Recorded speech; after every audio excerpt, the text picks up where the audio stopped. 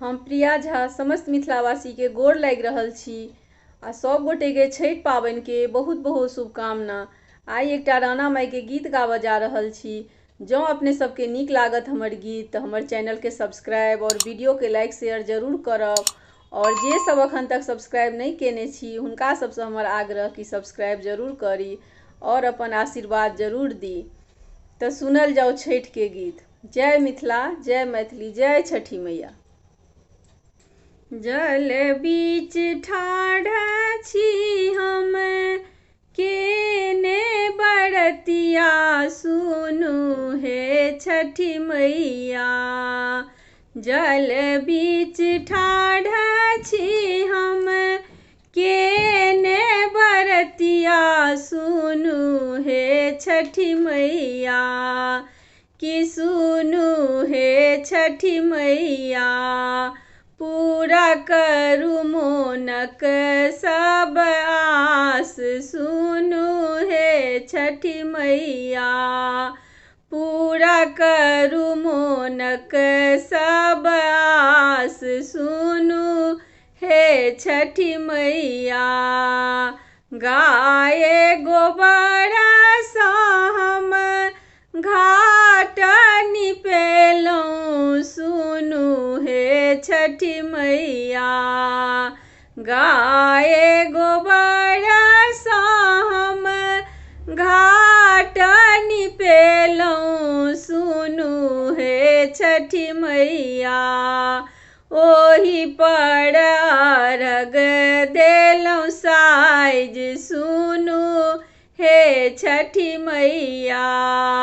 ओही पर अर्घ देलहुँ साइज, सुनु हे छठी मैया।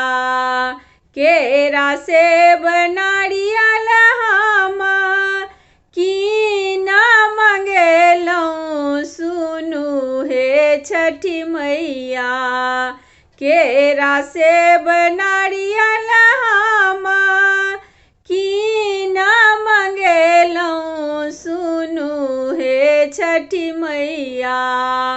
ओही ले उठेलहुँ हम हाथ, सुनु हे छठी मैया।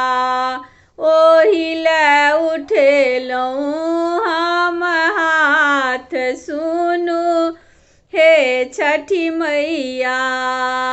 निर्धन के धन दियौ, कोढ़िया के काया, सुनु हे छठी मैया।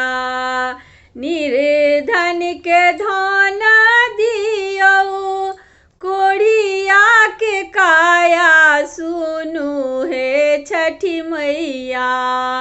बाझिन कोइख दियौ अहाँ लाल, सुनु हे छठी मैया। बाझिन कोइख दियौ अहाँ लाल, सुनु हे छठी मैया। कि सुनु हे छठी मैया, पूरा करू मोनक सब आस, सुनु हे छठी मैया। पूरा करू मोनक सब आस, सुनु हे छठी मैया। अक्षय आशीष हम दूध चढ़ेलहुँ, सुनु हे छठी मैया। पूजा पर होइयौ ने सहाय, सुनु हे छठी मैया। पूजा पर होइयौ ने सहाय, सुनु हे छठी मैया। कि सुनु हे छठी मैया, पूरा करू मोनक सब आस, सुनु हे छठी मैया। जल बीच ठाढ़ छी हम केने बरतिया, सुनु हे छठी मैया। पूरा करू मोनक सब आस सुनु हे छठी मैया। पूरा करू मोनक सब आस सुनु हे छठी मैया।